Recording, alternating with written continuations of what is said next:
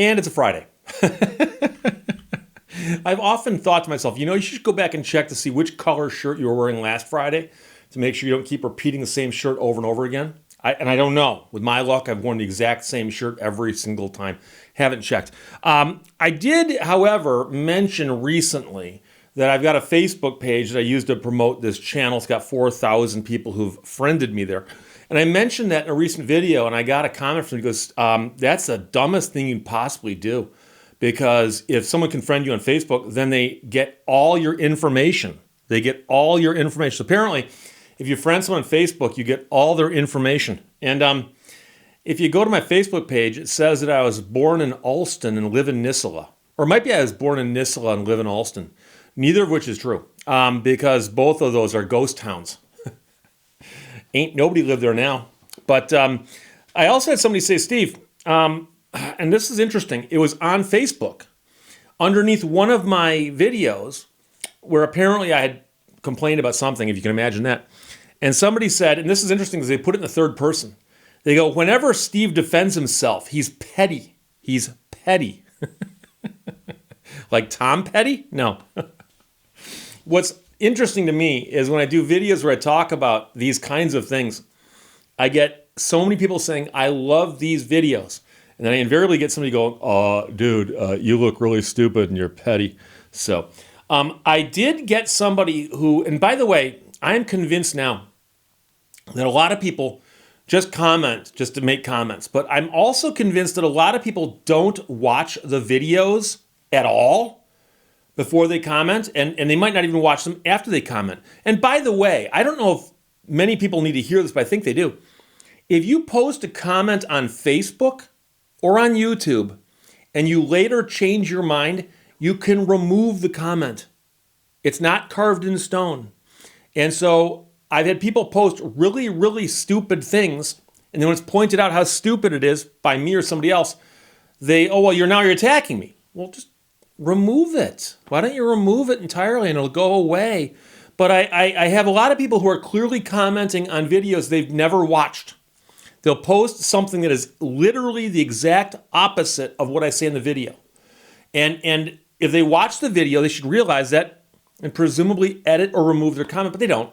And so I had somebody actually write underneath a video I did where I was talking about civil asset forfeiture, and they said, I wrote it down, it's disgraceful that you support civil asset forfeiture. It's disgraceful that you do that. I've done dozens and dozens and dozens of videos condemning the practice of civil asset forfeiture. And for someone to come on underneath a video where I'm talking about it, go, it's disgraceful that you support it, shows that they don't know who I am, they haven't watched that video, and they haven't watched any of my videos. But it's disgraceful that I support it. Now, one of the things that does bother me is I will say something. And again, I'm using words. These are literally words where if you wanted to, you could transcribe them and type out what I said. And I said something, and somebody actually said in response to that, did I hear you correctly? And then said the exact, not opposite, but a very, very strange interpretation of what I had just said. So I mentioned that I got a check for $5 and change from that Equifax, information breach, and it's class action filed, I think, 3 years ago. And I got $5 and change from it. And I said, well, I'll take that to the bank one of these days. And I meant that as a throwaway, kind of like I'm not going to run out and start figuring out how to structure my savings so as to take advantage of tax benefits. So I said, I'll take that to the bank when I get a chance. I actually had somebody write, and this is a quote, did I hear you correctly that U.S. banks don't allow checks to be deposited virtually? Did I hear you correctly that U.S. banks don't allow checks to be deposited virtually? When I said, I'll take the check to the bank. Now, you did not hear me correctly because I said, I'll take the check to the bank. I did not say U.S. banks don't allow checks to be deposited virtually. You can't mistake one for the other. And I understand what you're going to say, but Steve, they're just jumping to a conclusion asking if they're correct. Well, obviously they're not correct. And again, the same way that you can edit your comments on YouTube and Facebook, you can back a video up and listen to something again. So if you actually thought my phrase, "I'll take the check to the bank," was literally, U.S. banks don't allow checks to be deposited virtually, you should probably back it up and listen to it again, or perhaps have your hearing checked. But that's more than a hearing problem. That's a comprehension problem. So again, I got that. I got somebody, this happens all the time. And yes, I still have the Band-Aid on my finger, where I don't change anything in my studio other than the backgrounds and where I put the $100 bill. Ever. The microphone settings have not changed in over 2 years. The camera has not changed in over 2 years. And it's, I think, closer to 3 years. I think it's over 3 years, but at least 2 years. And I'll get someone who sends me an email, says, "Steve, something happened. Your videos are all whacked out. I watched the video you just did," and it'll be a recent video. It won't be that they watched an old video and got confused. Somebody will watch a recent video of mine and say, "Steve, don't know what happened, but the color is way off." Or the sound is now off. Or something like that. And when I get those, I sometimes respond by saying, "I don't know why that is, because I haven't changed anything." Because I haven't changed anything. Did I hear you correctly? Did you say that you'll take the check to the bank? And so they'll send me a note saying the sound is off, color is off, anything, something's off. And then a couple of days later, I'll get an email saying, "Thank you. It's all back to normal again."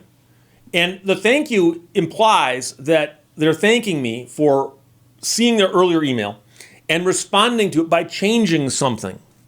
So that when they pointed out the error of my ways, I adjusted something here, and now everything's back the way it should be. When nothing happened. I didn't change anything. So I got a note from a guy who said something about the camera settings being all whacked out all of a sudden, and you really need to take a look at that. And then a couple of days later, he sent me a note. He said, "Steve, your correction worked. Your skin now looks less flaky." Now, his earlier email hadn't mentioned my flaky skin, but apparently my skin is flaky, kind of like those biscuits that you get from Pillsbury. So, but apparently my corrections worked, because now my skin does look less flaky. And by the way, if there's a correction I can make to solve all these problems, I would do it. But trust me, 3 years ago, I got it set up as close as it's ever going to get, and I left it there.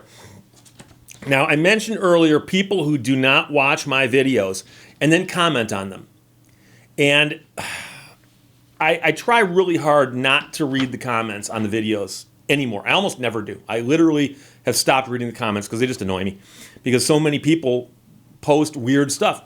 And one of the biggest problems I have is that people don't watch the videos and then make a comment. And so I recently had someone respond to an older video of mine and say, "Steve, it's fun that you're talking about Jay Leno's turbine car. You mispronounced it because you said turban, and a turban's a thing you wear on your head, so unless you got the car on your head, it's a turbine car." And I got that comment again from somebody. And so I went and found the video that I put up years ago where I explained how turban has two pronunciations. Both are considered correct. And if you really want to get into the meat of the matter, is it incorrect if you use both interchangeably, or should you stick to one? That's the real issue. But guy said, "Steve, you misused the word, mispronounced the word, but it makes you look stupid." So that's just letting you know that. So I went and found the video, and I grabbed the URL and I put it in the comment and said, "No, check the video. I've already addressed this." And when I went and got the video, I realized it did not have a modern thumbnail on it. It didn't have a thumbnail with a bright lettering on it to let people see what it was from a distance. So I made a new thumbnail for it. And I thought, I put all this work into it, a good 30, 60 seconds maybe. I should celebrate this. So I went onto Facebook, where all my friends are, who have all my inside information. And I said, "Hey, everybody, just a reminder that I did make this video." And I put the video up with the thing about how the word turban, Turbine, is pronounced turban. And that's one of the two pronunciations. And I got a whole bunch of people commenting below that, including several people who said, "No, No, it's not. And what's weird is, I know there are some people out there who will joke about this because they think it's funny. You want to see this guy on YouTube go nuts? Tell him he's incorrect about how he pronounces the word turbine. But no, this, and I actually had a guy go, Steve, even the dictionary says you're wrong. Now, if you watch the video, I pull out the dictionary and read from the dictionary. And as I point out in the video, you're not arguing with me, you're arguing with Chrysler, because Chrysler is the one who built the turbine car. And in the 3 films I played excerpts of, they called it a turbine car, not a turbine car. So all of those arguments go out the window. And if you want to keep having this argument, you're not arguing with me, you're just arguing with like reality. But I actually had a guy who said, Steve, I just checked the dictionary, you're wrong. And I checked the dictionary and I'm right. And so the guy who said that didn't bother watching the video. He went and checked the dictionary, and I don't know what dictionary he checked. And so perhaps this is a pro tip. If you're going to write a comment on Facebook where somebody's posted a video, watch the video first, because the video might answer the questions. And by the way, I forgot to write this down, but I'm glad I thought of it. I also have people who correct my English. And if that makes you feel better, go right ahead. My English is actually pretty well. I'm joking. But my English is actually pretty good. But I am merely speaking here. I don't have a script. I don't have a teleprompter. There's no one giving me cues. I don't have earpieces in. This is just me talking. I'm just talking. And so if you feel the necessity to correct my English, knock yourself out, as I like to say. But I also have people who also will correct the grammar in my thumbnails. And this is really maddening because a title or a headline is not a sentence. It does not behave or need to conform to the rules of proper English, in the sense that, for instance, there's no period at the end of the statement. There's a bunch of words. California town, police, out of control. What's the verb in that sentence, Steve? And I get these emails from people saying, Steve, your most recent video title, you split an infinitive. So, who cares? Who cares? And you might say, but Steve, if you were doing a video title and you spotted that and you knew it was going to upset somebody, why wouldn't you do it the other way and do it correctly? Because sometimes I do spot that it might be correct the other way. You know why? There's a mechanical reason why. If you look at a thumbnail, it's got to fit in a box. And the length of the words matter because you don't hyphenate words and titles. And so if you have 2 long words at the beginning of a title, quite often you got to move one of the words. And you find yourself doing things that might not be grammatically correct in spoken King's English. But a title and a headline is not spoken King's English. Okay? So I'll spell the words correctly. If I misspell a word, I'll fix that. But if I did something that you consider grammatically incorrect in a title, it's not grammatically incorrect. That's not grammar. That's a title. And then finally, where does the time go? Finally, I did the video recently about how California is considering banning the chroming of things in their state because the act of chroming something involves the use of a chemical called hexavalent chromium, which in the chroming process gives off some sort of odor, gas, whatever it might be, that is considered a pollutant and a carcinogen, a human carcinogen. And so I read the story, and the story is about how the California Air Resources Board, CARB, is considering this along with some other organizations, and they have proposed this as a potential rule, and it might get passed. And if it gets passed, somewhere down the road, it'll be illegal to perform the chroming operations in California using hexavalent chromium. And that's the story I read. Most people understood it. I got an email today from a guy who goes, oh, so now you're an expert on chemistry. I wrote it down, by the way, just to make sure. So now you're an expert on chemistry. If you want to pose as an expert on something, you need to be an expert on it. Exclamation mark. And that was the end of the email. 2 sentences. So now you're an expert on chemistry. If you want to pose as an expert on something, you need to be an expert on it. Now, number one, I'm not posing as an expert on chemistry. I never said I was.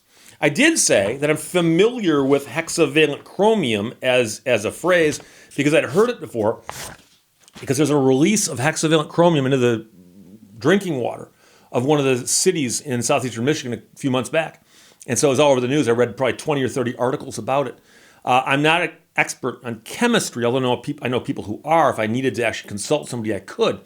But I wrote back and said, so were there any errors in the article? Were there any mistakes? Did I say something wrong? Besides, did I ever say I was an expert on it? And the interesting thing is that I get that complaint a lot because some people will get triggered by the topic, probably from the title. So they'll see a title that says, California considers banning chromium process, whatever it is. I forgot what the title was verbatim. And they'll see that and they'll get upset because that ticks them off. They think it's stupid that California is considering that. So instead of watching the video, they send me an angry email. And I did not say that I was for or against it. In fact, I talked about how a friend of mine who owns some Duesenbergs had to have some parts of his engines done elsewhere in a manner in which he would have liked to do in a different manner because the porcelain process was no longer allowed in California. And so I just talked about that, but I didn't even say, yes, I'm for this, or no, I'm not for this. I did mention that hexavalent chromium is considered to be a human carcinogen, and I think that's an established fact. Now, if that's not true, then I guess I would be wrong, but number one, it was in the article. I didn't actually say, I just think this is true. It was in the article. But it was also in all the articles I read where the Michigan DEQ, it's actually got a different set of letters now, but the environmental people were upset that this hexavalent chromium got into drinking water. Apparently that was a bad thing because it caused all kinds of people to be running around screaming and yelling. But again, I'm not claiming to be posing as an expert on chemistry. I don't think I ever was. But again, people not watching the video. So I think that if we've learned nothing else today, and there's a possibility we've learned nothing else, is that I think a lot of people who are upset about things and spout off on them in comments to videos, emails to videos, or voicemail messages to offices, which they should not be making, that a lot of people don't actually watch the videos or comprehend the videos. Because getting back to the turbine thing, is that turbine is correct. Turbine is also correct. They're both correct. And in response to that video, I had one person jokingly say, well, then you better explain that to Ed Bolian, because Ed Bolian hosted some of my videos on his channel. And I believe in describing Jay Leno's turbine car, he referred to it as a turbine car. And he's free to do that. That's the alternate pronunciation. That's just not the pronunciation that Chrysler used, but Ed can do that because that is one of the two correct pronunciations. So sorry to get so, is it whiny? Somebody said I was whiny?